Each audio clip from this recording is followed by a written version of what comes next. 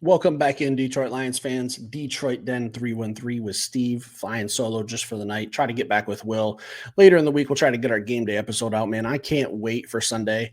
Feels like we haven't had a game in Ford Field in forever. I know it was just a few weeks ago against the Titans, but 2 weeks off is just too long for me, man. I need to be at home on Sundays. I need to be at Ford Field with 60, 70,000 of you guys cheering for these Lions. Um, Tonight's episode's a little different. I mean, this is just going to be me talking, sharing my two thoughts. This isn't news. This isn't rumors. This isn't speculation. We're not breaking down film. Just something that I feel in my core about this Detroit Lions team. I think that they subtly do things and set themselves up for huge moves in the future. And I'll get into it as we go. But this is a unique podcast. Okay. What we do here is we talk about it all. We talk about draft stuff. We talk about trade rumors, news, where we give grades on game day stuff. We do it all, man. If this is your first time watching, appreciate you checking in, stopping by. Something that I said or done might have piqued your interest. Hit that subscribe button. I don't ask too often.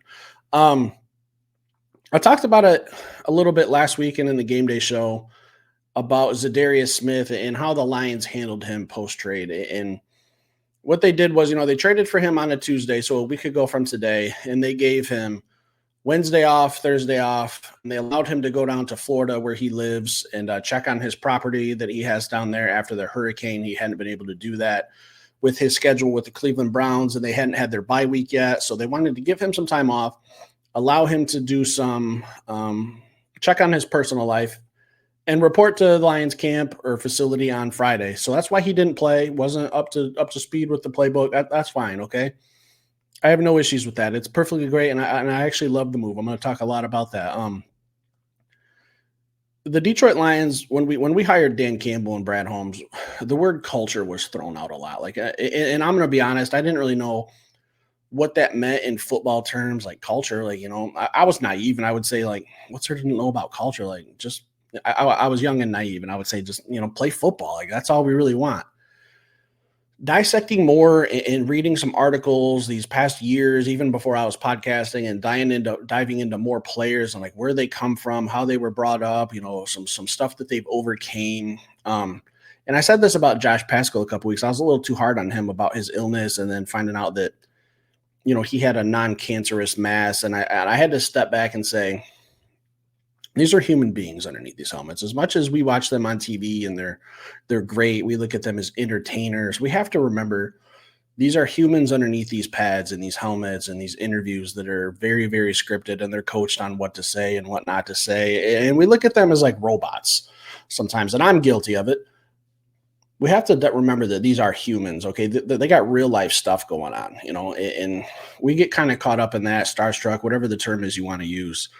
So what the Lions are doing is treating them exactly like that, like they should be, humans. These are guys that have personal lives. They got stuff going on, like Za'Darius Smith, whatever his situation was with his home in Florida. They gave him time to go check on it. And I was scrolling through Twitter today, and I saw an article from Joe Chap. If that's not a name you're familiar with, I retweeted it. Check out my Twitter page. It's up there. He's kind of talking about the backstory that I just gave you guys and how the Lions handled it. And he said that an NFL agent reached out to him and said they, being the Detroit Lions, didn't need to do that. And they did it because they respect their players. And then this is the last part that really drove it home for me. That goes a long way. Not many teams would do that, truthfully.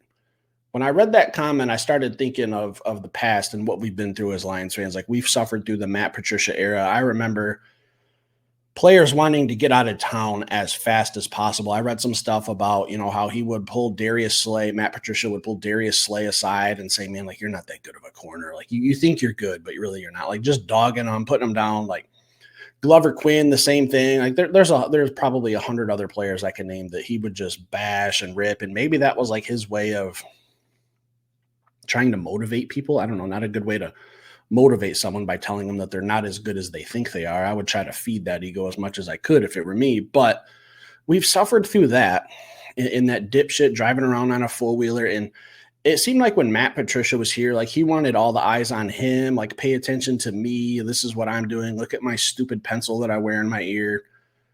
We transitioned from that to Dan Campbell, who's all about the players, all about treating them like he would want to be treated as a player, and building a culture that players want to come to Detroit now. Okay. And that's not always been the case. Like we could probably sit down and go through some contracts of people who just signed here because we had to overpay. We had to overpay people to get here. We had to fill the roster. We spent money in bad places. That's what we talk about when we use the term like bad contracts. Players that we just needed, and no one's really at the top of my head. I'm not here to throw anyone under the bus, former player wise, but going from Matt Patricia to Dan Campbell is stuff like this. So when I think of the future in these moves and these things that they're doing, other players see that. Like Aaron Glenn was voted one of the NFL's most favorite player or favorite coaches that players want to come play for.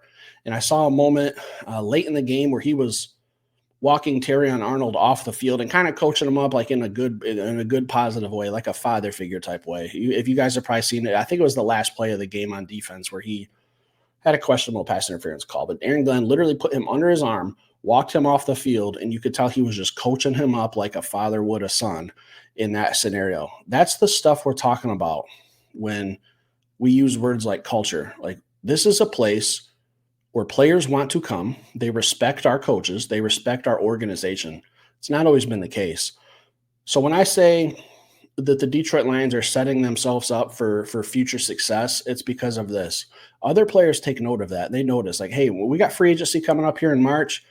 Brad's going to be busy. He's going to be looking at some names, and he's going to be making some calls, and whoever that is going to sit back and say, damn, the Detroit Lions are calling me. Like, man, that's a place I could see myself. Like, they're all about family and time off and respect and tradition and culture, and you know, they're winning now. Maybe I go to Detroit for a little bit less instead of going to a team like the Jets who are in shambles, or like the Giants, where maybe I make a little bit more money. Maybe we're on the other end of the spectrum now, where this is a place where people want to come win. They want to be treated right. They want to be coached by the great coaches, and they want to win football games. I think that is really, really going to resonate in the future. If it hasn't already, I think it sure will now. And Will gets on sometimes and he talks about his hatred for Micah Parsons, and I get it because Micah Parsons made a stupid comment. I can't remember when it was. It was last year or the year before. I can't remember. But I remember the comment. It was saying, you know, hey, ain't nobody want to go to Detroit.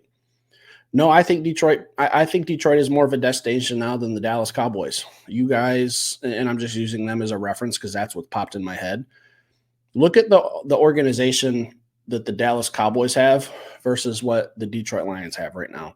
If you were a player in your job, your goal was to win football games, win a Super Bowl, get over that hump, help a team get there and bring home the ultimate trophy. Would you want to go to Dallas, or would you want to come to Detroit? Would you want your owner heavily involved, or would you want someone like Sheila, who's very, very quiet and just kind of stands on the sidelines, and she trusts Dan, she trusts Brad? Which one would you rather have? Dan Campbell or Mike McCarthy? Yeah, I know Mike McCarthy won a Super Bowl in the past, like 15 years ago with Aaron Rodgers. That was a long time ago. This organization, the Detroit Lions, is set up for future success because of the culture that it's built and how they treat people. I just wanted to hop on here tonight, guys.